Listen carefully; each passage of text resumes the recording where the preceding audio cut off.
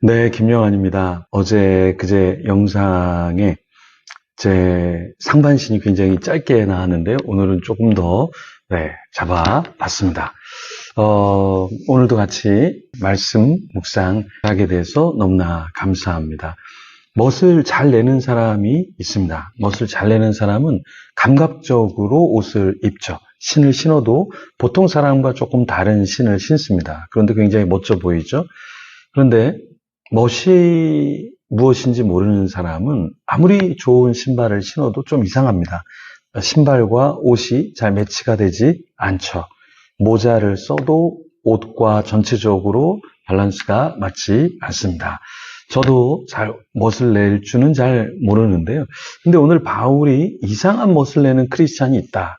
이상한 신앙을 가진 자가 있다. 이런 말을 합니다. 1절에 은혜를 더하게 하려고 죄에 거하겠느뇨? 이런 말을 하면서 바울은 이상하게 죄를 지으면서 더 깨끗이 사함을 받고 더 큰 은혜를 경험하려는 그런 사람이 있는 것 같은데 이게 합당한가? 이런 질문을 합니다. 그런데 이런 질문은 레토리컬 질문이라고 해서 답이 뻔하게 보이는 반문, 그런 질문을 하는 겁니다. 그러니까 이렇게 질문하면 안 되지, 답이 뻔하지, 이런 말인데요. 바울이 말하는 건 뭐냐면, 자, 죄를 짓고 또 지으면서 더 큰 은혜를 경험할 수 있다라는 거야? 그렇게 말할 수 있어? 그렇게 말하면 안 되지. 그러면서 바울이 말하는 건 죄가 무엇인지 우리 자신이 알아야 하고, 내가 연약해서 넘어져서 죄를 짓는 것이 하나님께 영광이 되고, 더 큰 은혜를 경험할 수 있다? 이런 말을 해서는 안 된다라는 질문을 하는 거죠.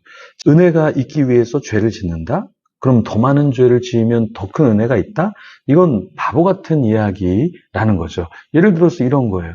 내가 빚을 많이 지으면 많은 은행에서 나에게 더 많은 신경을 쓰니까 내가 더 많이 빚을 지고, 내가 또 범죄를 저지르면 사람들이 나를 위해서 기도해 주니까 내가 더 많은 범죄를 짓는다? 이런 논리는 말도 안 되죠. 그런데 참 희한하게 사람들은 이런 삶을 살기도 합니다. 예를 들어서 조그만 포인트를 더 얻고자 과소비를 하는 경우도 있어요. 포인트를 얻고자 정말 많은 돈을 쓰는 사람이 있습니다. 우리는 이런 사람을 지혜롭다라고 말하지 않죠.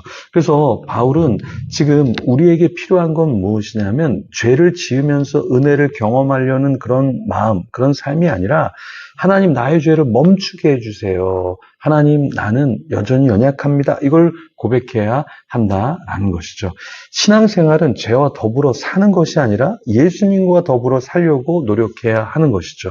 우리는 죄인이기 때문에 죄를 짓습니다. 그렇지만 그 죄를 합리화하는 것은 더 큰 죄이다. 죄를 지었으면 주님 죄송합니다. 저는 죄인입니다. 이걸 고백하는 게 성숙한 크리스찬이지, 주님 제가 죄를 지었어요. 그런데 저에게 더 큰 용서, 더 큰 은혜를 베풀어 주세요. 이렇게 해서는 안 된다라는 거예요. 신앙생활은 죄의 증가로 은혜를 더하는 것이 아니라 그리스도의 은혜로 나의 죄의 소욕을 끄는 것이죠. 그리스도의 죽음, 왜 그리스도께서 죽으셨나요? 내 뜻대로 사는 것, 그것이 아니라 주님의 뜻대로 살도록 주님이 우리를 위해서 돌아가 주셨고, 우리는 그 은혜에 반응해서 하나님의 뜻대로 살려고 하는 것이죠. 네, 우리가 하나님의 뜻대로 살지 않는 것, 이게 바로 죄죠. 그것을 알고 우리는 발버둥 쳐야 합니다. 우리는 죄인이라 죄의 속성을 가지고 있어요. 이 죄의 속성을 끊을 수 있는 힘이 나에게는 없죠. 그런데 방법이 아예 없는 것은 아닙니다. 그리스도의 죽으심, 그 이유와 그 의미를 알면 우리는 죄를 지으라고 해도 짓기가 어렵죠. 그러니까 나의 부모님을 찔러 죽인 사람이 내 눈앞에서 칼을 가지고 피를 철철 흘리고 있는데, 그런데 그런 사람과 함께 동업을 하고 함께 살라고 하면 우리는 어떻게 하겠습니까? 나의 부모님을 죽인 그 살인자, 그 사람과 함께 평화롭게 산다. 이거는 쉽지 않죠. 이 죄라는 것이 바로 그런 것이죠. 그리스도를 죽인 그 죄와 동행하고 또 죄를 짓고 하나님 은혜 주세요. 이렇게 하는 것은 말이 안 된다라는 것입니다. 자, 여러분, 우리가 다이어트를 할 때 살과의 전쟁을 하잖아요. 내가 운동을 하는데 나의 필요 없는 지방과 살이 눈에 보이는데 운동을 하면서 햄버거를 먹고 피자를 먹고 절제하지 않으면서 마구마구 음식을 먹는다.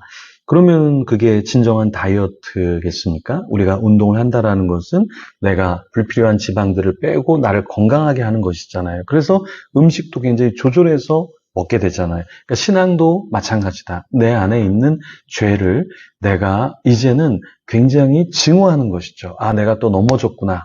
감사하다. 은혜를 주시겠지. 이것이 아니라, 아, 내가 또 넘어졌구나. 근데 이것 때문에 그리스도께서 돌아가셨는데, 그리스도께서 고통과 수치와 모멸을 받으셨는데, 내가 이것과 또 동행할 수 있을까?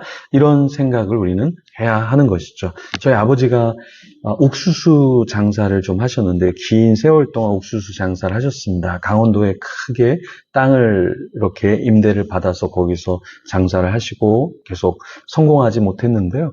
어머니가 옥수수를 한동안 먹지 않았습니다. 그 옥수수를 보면 그 아버지의 사업의 실패와 가정의 어려움이 떠올라서 옥수수를 드시지 않았는데 지금은 너무나 맛있게 잘 드십니다.